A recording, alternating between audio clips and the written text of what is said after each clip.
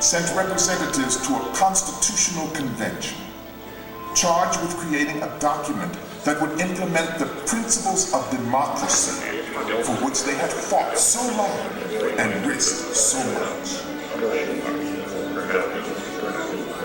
Gentlemen, many issues have been resolved here and some have been set aside.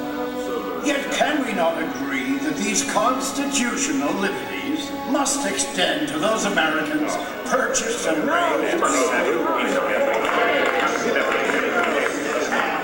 If this convention fails to insert some security to the southern states against an emancipation of slaves, we can never cannot endure permanently half slave and half free. A house divided against itself cannot stand.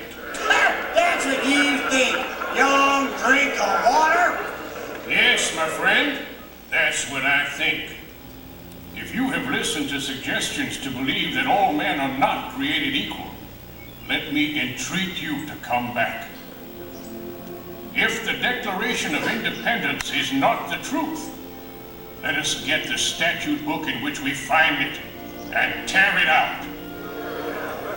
Who is so bold to do it? No one. Not I! If it is not true, let us tear it out. Never!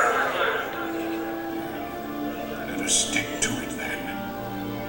Let us stand firmly by it. Abraham Lincoln lost that election in 1858, but in losing, he won.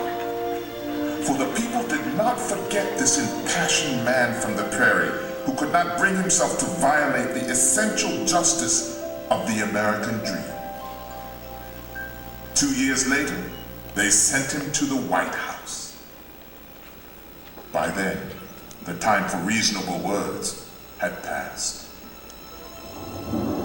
I know there is a God, and that he hates injustice and slavery.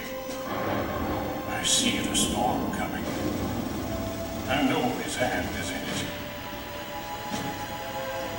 We Americans had given Lincoln the hardest task any American president would ever face. When our nation was formed, we had slaves among us. Yet that does not destroy the principle that is the charter of our liberties. Now is the time for decision, for firm, persistent, resolute action. I shall act as I deem best calculated to make America a union of hearts and hands, as well as states.